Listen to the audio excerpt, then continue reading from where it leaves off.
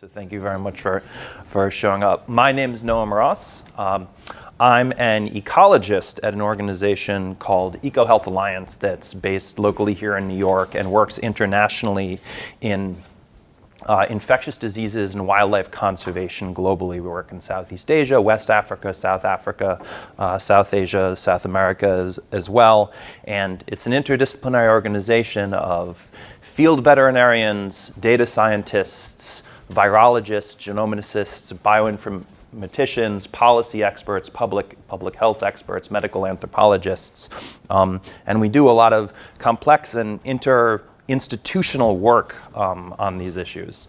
But the tools that we use sort of need to be sustainable. And for that reason, I also wear another hat with another organization called rOpenSci. And rOpenSci is an organization, a developer collective that builds technical and community infrastructure for open, reproducible science. And we work primarily in the R language, not Python, which makes me a bit of an odd man out here. But what we try to do is create a space that allows researcher developers to build the tools they need and share those tools across lab groups and build the infrastructure to help people share data across different types of scientific projects. And we try to fill holes that researchers have in the data management and reproducibility cycle. And recently, we've split off and spawned a new organization with a whole new set of developers called pyOpenSci that does much of the same thing. They launched at SciPy last year, and they've begun doing similar work to us as well, and we're working in really close partnership. And so I'm glad to be able to talk about the work that they're starting as well.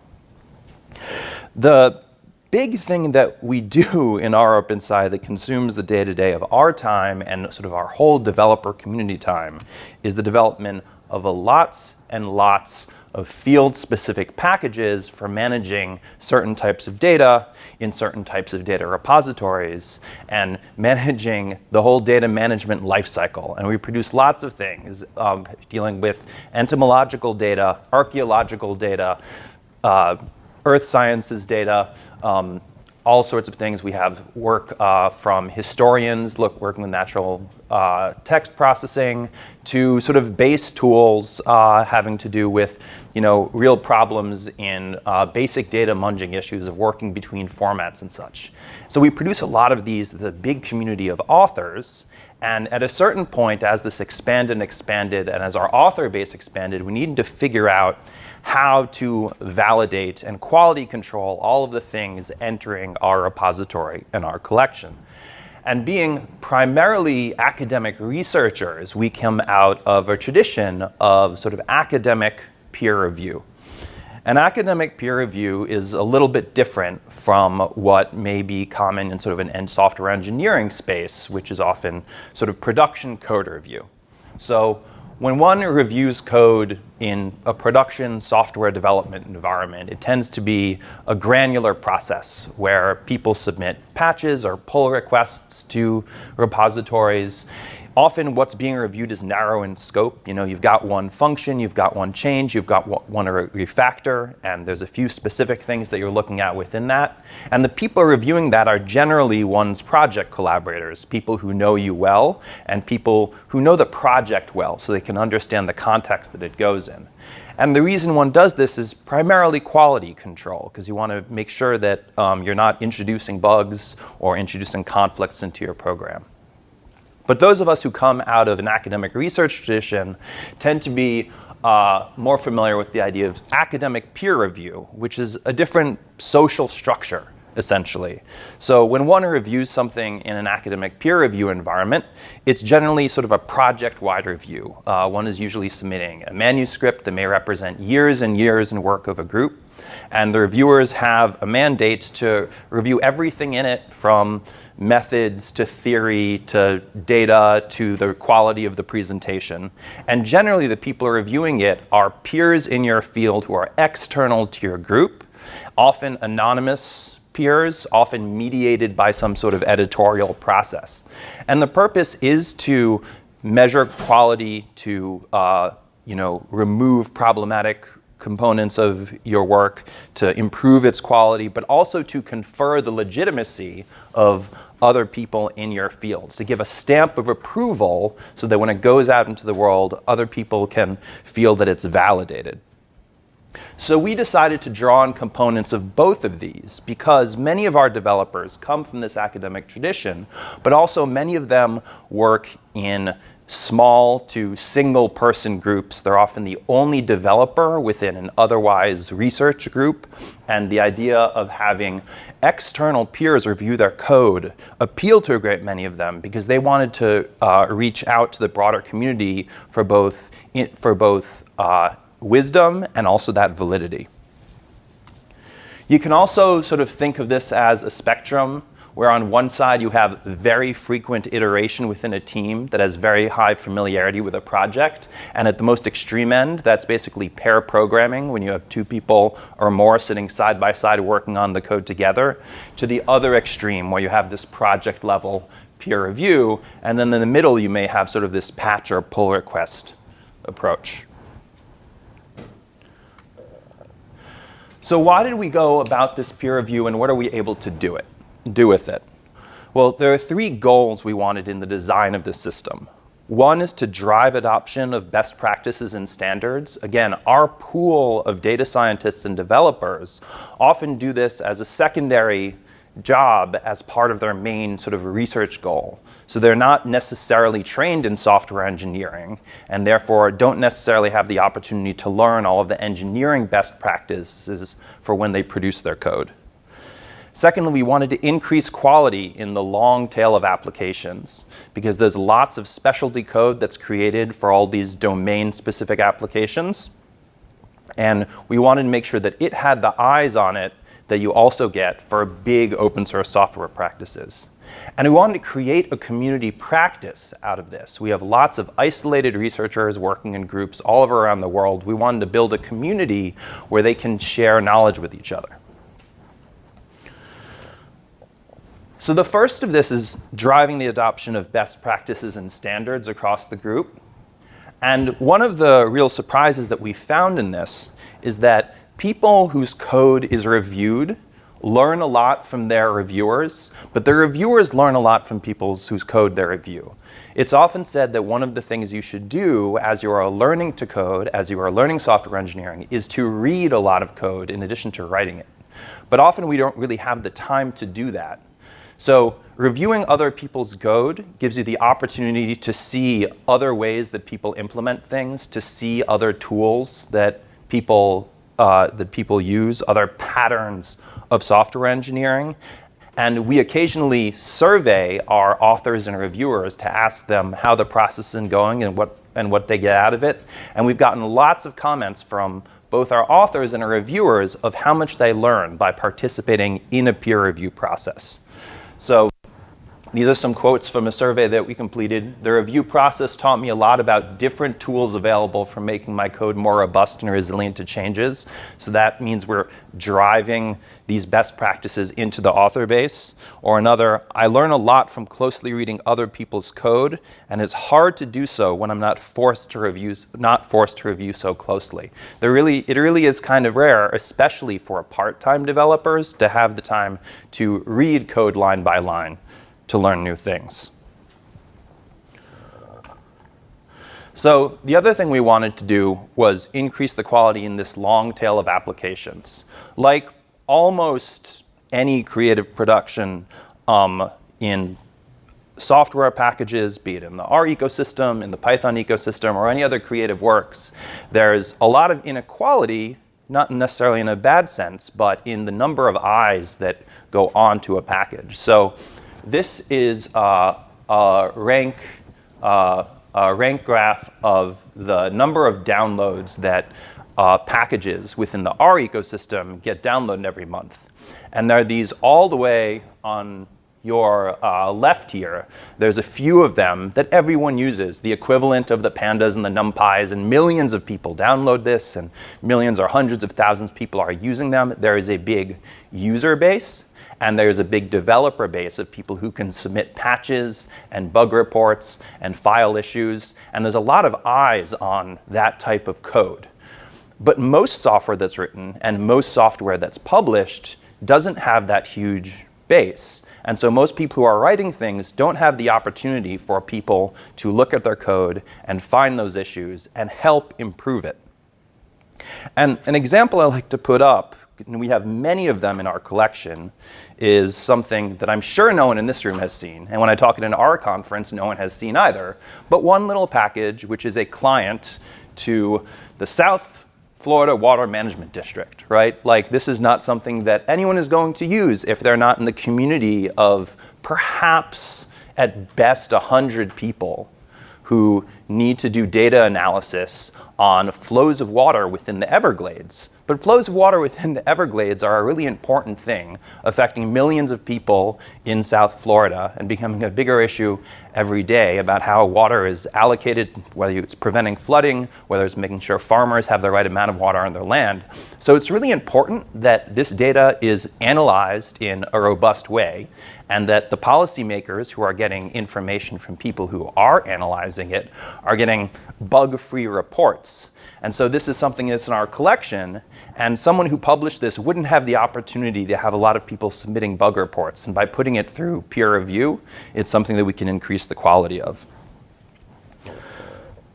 But the other thing that we can do through peer review is build a community of practice amongst a big constellation of disparate researchers. So among the decisions we made, even though we were pushing sort of an academic peer review model where you have external reviewers, is we didn't anonymize it. We made it non-anonymous in both directions. And so reviewers and authors are able to interact directly rather than just be mediated through an editor. And you have lots of this direct dialogue where people who have a conversation in GitHub issues are able to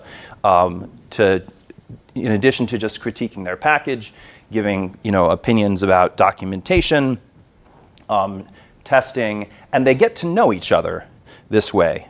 And what happens is that reviewers and authors can go on to become collaborators. So this is something that people like a lot. Has anyone here been involved in sort of the academic manuscript peer review process in their work?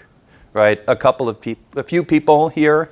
And I would say it always shocks me how much people like this, because even in the absolute best editing and publication process, I don't know any author who's really excited to see what their reviewers are going to tell them, right? Like, you dread it, right? Because there's it's built to convey critiques to you, and you don't have interaction with these people. But when you have sort of a community-driven process like this, people end up being really eager to see the type of feedback they get.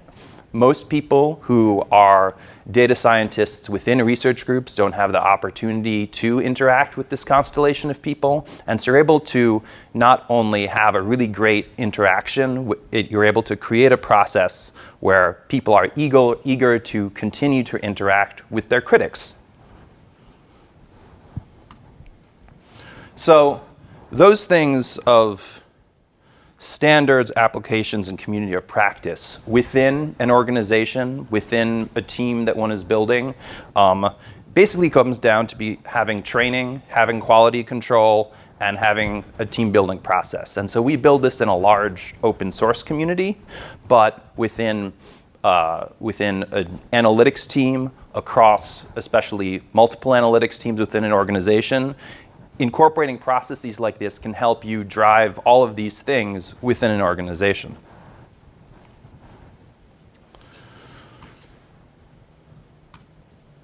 So one of the questions is, how do you do this type of review well, both as an organizer or as an individual reviewer? And that's something that we've been slowly trying to understand and extract wisdom from our reviewers, because it's often one of these, a good one when you see it type things, which is difficult to understand what the process of a good reviewer is. But it's something we're just beginning to pull out and understand. And so far, these are some of the highlights we think of the good practices when one is building a review system or doing a review. Now that we've had something like 250 packages in the rOpenSci system go through this, and I think 6 in the pyOpenSci that just started this year. So the first important thing when one is doing a review is to have a shared common set of standards. And it can be daunting trying to set standards for one's own work, but the important thing is to start small on the important things and then steal most of them, because there are a lot of good standards out there that different groups have developed, often for similar goals that you might have.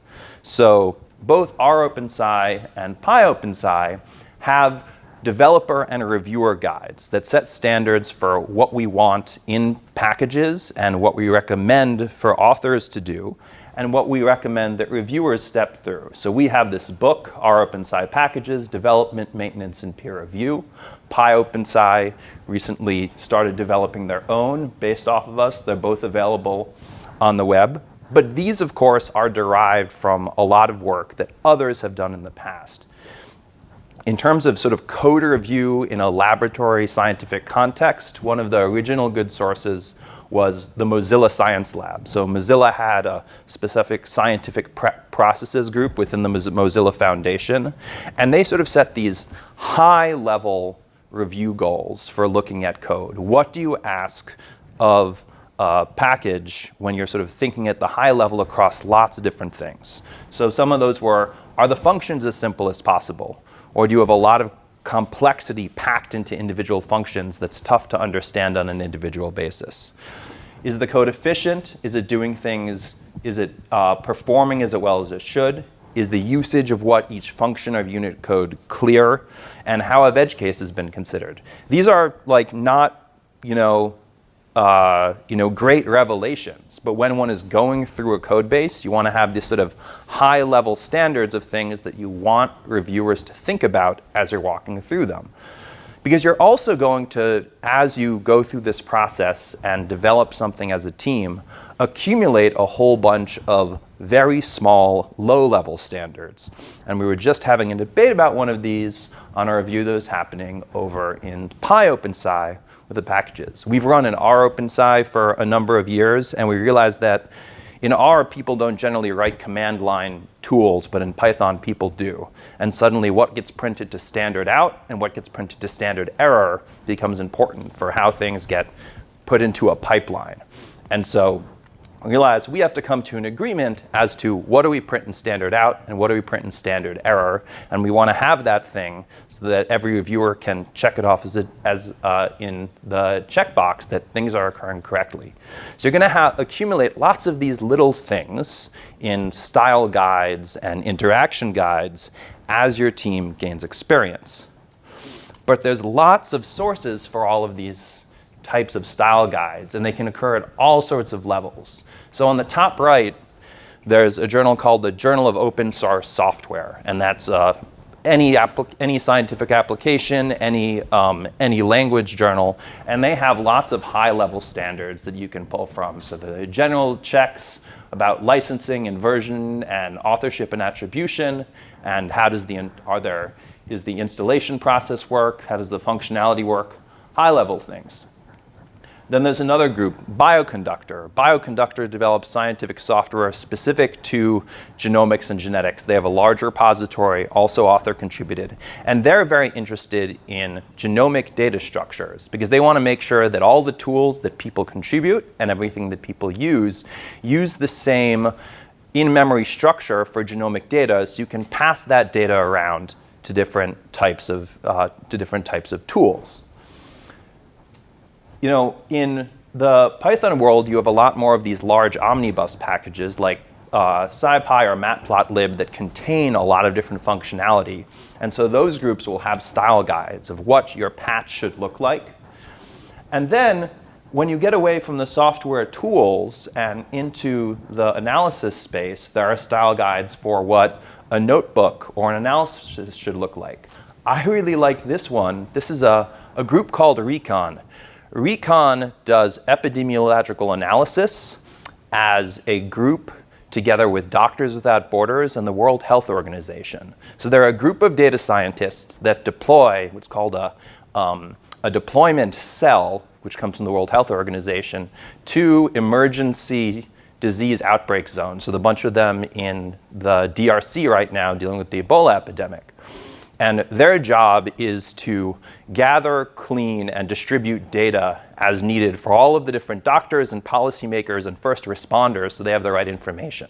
So they have a set of style standards for the scripts that they write to make sure that everything adheres and can be understood when the cells turn over to a new group of data scientists and when they bring new locals on that they train. So you can have standards of this sort with all types of different priorities and at all different scales. Another thing that's not in any of these, but is a common set for types of code audits is security standards. Is your package meet security standards, meet security audits? If that's an important part of what your group's work is, that's something you'd include. So first we need a set of standards. The next thing that we found is really important is to automate as many of those standards as possible. Code review is a hard thing to do, especially when one does external peer review. It can be hundreds or thousands of lines of code that people need to read. So you want to minimize the things that don't have to be done by the reviewers, so you can maximize the time they spend on the things that need a human brain. There are a lot of things that can be done via automatic checking, and obviously this is different by using in the language and the frameworks that you use, but parts are all of the types of things you want to check in a package can be done automatically. So maybe it's the functionality that the functions are doing what they say they are, that they are implementing the algorithm they say. You can use linters to check style and readability. You can check the interface or tests or automate whether there's documentation for different things. In the R ecosystem, as there is in the Python ecosystem, there are packages that cover lots of these things. There's standard checkers that are associated with different repositories. You can have a package testing framework. You can test completeness by checking how much of the code is covered by testing. If you're doing documentation, there's spell checking, which is not something that people have to do on their own. You can have a linter, which looks at your code style and your indentation and your structure, and that can automatically report. We have a thing that we use called good practice that looks for anti-patterns of things that we found are likely numerical errors, and it hunts for those and looks and measures the code complexity to make sure functions aren't too complex. And it gives us reports like this when you run it on a package that tells us, okay, what's the unit testing coverage? Here's something that you have in your metadata that tends to go out of date. Here's a style issue that we find is confusing for people. We like that code lines aren't too long, so they're easier to read. And we see this anti-pattern in your code that tends to cause errors in edge cases. And so as much as you can automate in a peer review process, be it something that you ask authors to do on their own work or you do on work that is submitted, that supports your reviewers in minimizing what they have to do and also giving them guides as to what to look at, because they can see where the flags are, and even if they're not flags that say this is totally wrong, there may be a flag saying this is where you should check something out. And of course, those kinds of things can be run not just on your computer and the authors, but on continuous integration systems, so you can submit to those and get a report.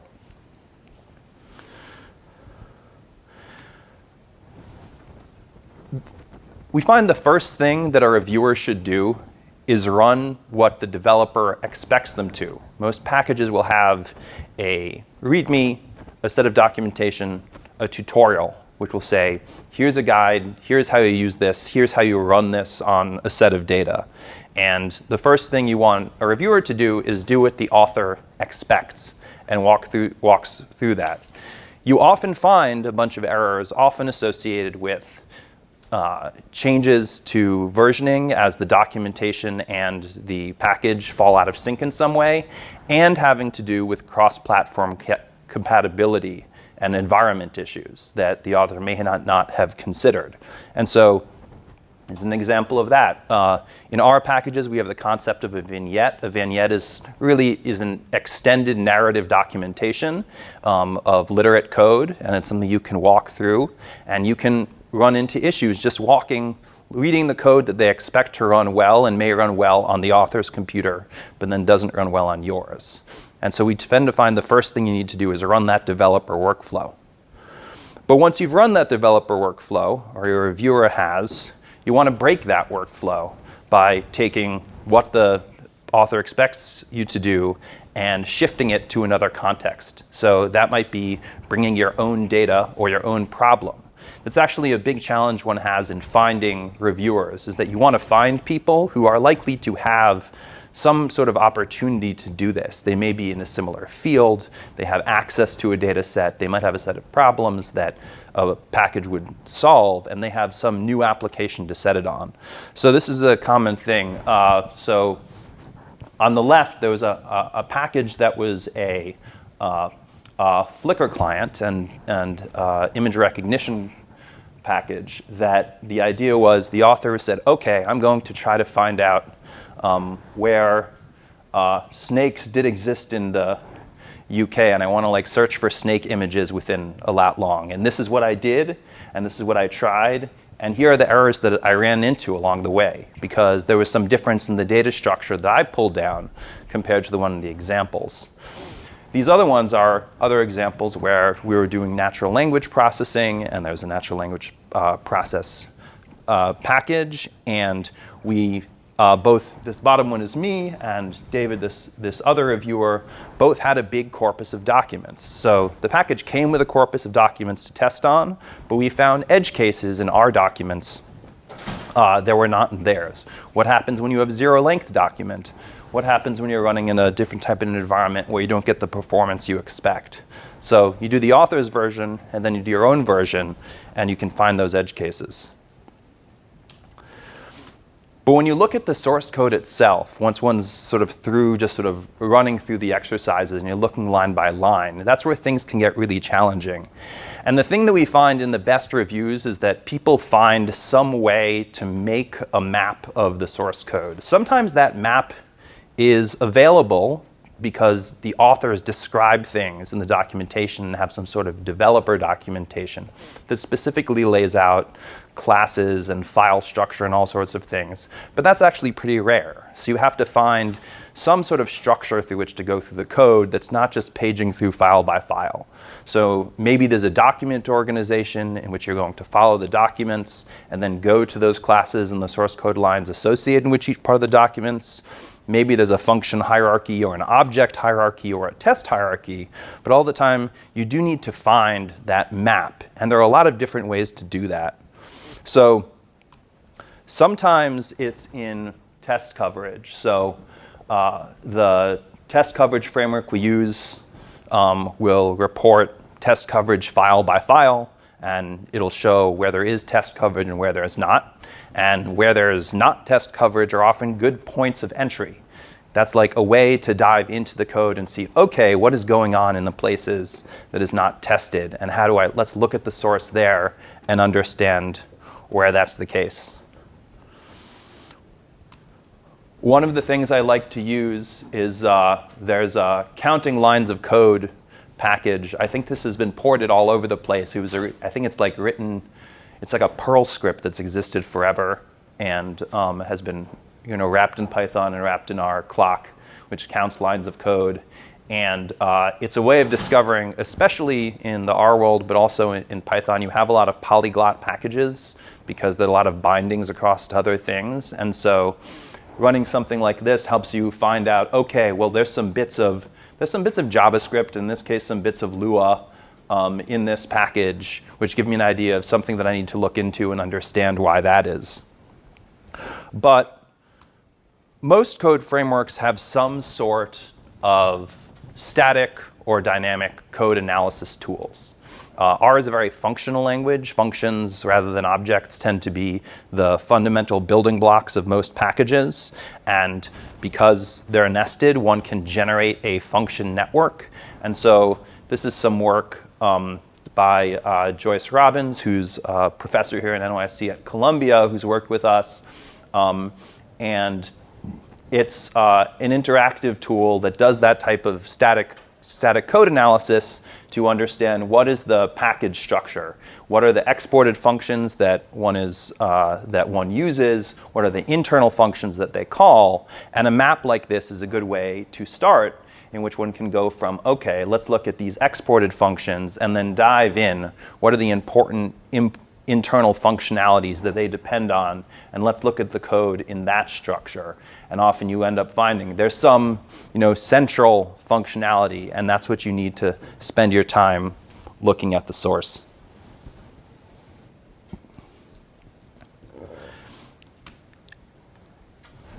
In the end, one then needs to sort of follow that map through the source code line by line, and this is where has always been the what exactly do people do in this case that makes them good reviewers.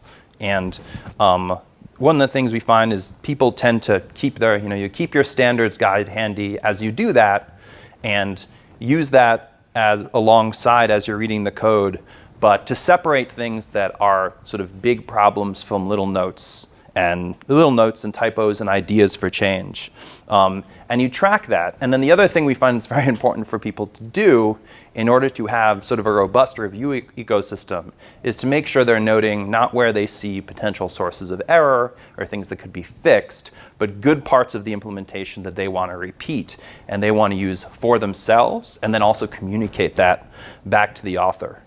And then the other thing that we find tends to be really helpful is where they see patterns or analogs to other work that you know. See, when you see, oh, you're doing this, I've seen this in this other package, they did it in this other framework. Maybe that's useful. And then people put that together in what we have as these package reviews. And so the package reviews that we set have checkboxes for things that you're supposed to look at, and then this extended narrative, which is again built off of sort of the tradition of the academic review of large manuscripts, where we start from the big ideas of like what's important structurally, right? And then we have minor notes. We found this miss in the test. We found this typo in the documentation. At this low level, we find this edge case or this thing in the diagnostics that is important to look at. And of course, the most important thing is that you highlight the good parts of what's working really well, because that's important for building that community aspect. And you're nice when you do it. It is kind of impossible to find everything. A peer review is only so good. And so we tend to try to find people who have mixed expertise. We have reviewers who are in particular knowledgeable about, say, the statistical method that is being implemented, and another one who's particularly knowledgeable about the sort of code framework that's being used, so people can cover what they can. They try to cover every line of code they can, but it's most important that they bring their particular expertise, and then it's the community aspect that helps people level up in quality. So at this point, we've been doing this for 5 years. We've done it for 200 and so packages. It's extended from initially just working on things related to metadata management, data exchange, and visualizations, and we're extending more and more. We have a new grant from the Sloan Foundation to establish standards for statistical validation and correctness in algorithms that we're very excited to be starting up soon. But we think it's a process that's useful at many scales. And while we are building this large community across a particular sort of academic and research view, it's something that is useful sort of across large open source communities, small ones, and individual enterprises where as you're a developer or a researcher or a team, you want people to get better training to improve their work, improve the quality of the code base that you have, and build a community or a team in that so you can produce awesome work. And so I'd like to just sort of convey that we think this has a lot of value and we want people to participate. So with that, thank you, and I'll just highlight on the left here is the editorial team for rOpenSci. On the right here is the editorial for team for pyOpenSci, which includes a number of the developers for Jupyter and SciPy and Conda, all NumFOCUS projects involved in this. And if you're interested in participating in this process, you just can visit us at rOpenSci.org or pyOpenSci.org. In which case you'll really have the opportunity to get on the ground floor as this one's just taking off and establishing those standards. So thank you very much.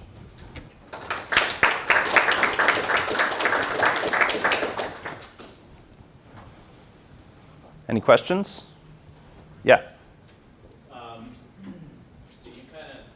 these packages are kind of a marriage between data and process, right? Well, Manipulates that data. it tends to be, so most of our authors are sort of developer researchers who have developed a method or have to deal with a particular workflow that deals with a specific field of data. So there are a bunch of people who do cell flow cytometry, which is a certain type of biomedical measurement, and the data comes out of certain instruments and they need to produce certain types of summary data from that, and they need to manipulate it in certain ways, and it needs to go to a particular archive with particular metadata. And those things had traditionally been done manually, and they've built that workflow often for their particular lab environment, and they want to generalize it in a way that is good for people in their field to use all around. But they've been working on that problem in particular and don't necessarily have sort of a little of the broader software engineering perspective. And so that's what most of these are. They tend to be, something that is extremely specific, that is trying to become more general and more robust and more maintainable in the long term. And what we try to do is bring the practices to those researchers so that they're able to build those maintainable packages from what are usually originally just a collection of scripts. And then is the goal then to take that data and sort of publish it somewhere so that I guess other package maintainers will get that data? Yeah, so a huge fraction of this is establishing the workflows so that data can be standardized and put in scientific archives. A lot of this, I have this somewhere, a lot of these many packages that we create are ways of interacting with and manipulating data and extracting data from what are sort of the constellation of scientific archives. So you have the very general ones, like CERN runs a general European scientific data archive. There's Dryad, which is the one that the NSF tends to sponsor here. But then you have ones that are, there's a scientific archive for parasitology, right? Where people are putting data about where and what parasites are found in what animals. And, there are thousands of people that use that. And now a large fraction of those can use this client to pull that data and compare it across lots of different research groups and lots of different studies. And so facilitating that type of open data sharing and the type of sort of macro analysis that can be done when people are sharing data in that way is sort of our central goal at rOpenSci. And this process is what has evolved out of that central goal, because we realized we needed contributors from all of these different fields, because we weren't going to be able to do that all ourselves. We needed those people who are working and have that field-specific knowledge to contribute these type of specialty components. We also have a bunch of other much more general architecture. Part of our team maintains the R Windows build in general, and a lot of because so much of this has to do with communication across different archives and communication between groups, a number of the low-level web API construction-related packages are built and maintained by our group as well. Any other questions? Yeah. How can someone volunteer for pyOpenSci? Like, what are the volunteer opportunities? I mean, the biggest thing they need right now are reviewers and also advocates to get the word out. It was basically it was initiated at SciPy last year, it was announced at SciPy this year, and this is sort of the second thing, and so we've had 6 packages go through. But if you go to pyOpenSci.org, they have a contact set up, and they will add you to their list of reviewers and generally ask what your interests and expertise are. And then when something comes along that is related to the type of work that you do, be it because you've worked in that field or okay, well, this is a package that is using a certain type of object-oriented structure which you've used in your work, then you'll be tapped for review. But it's a very early stage organization, so actually there's a lot of other, website creation and workflow automation and all of those things are just getting off the ground too. So that's just pyOpenSci.org. Yes?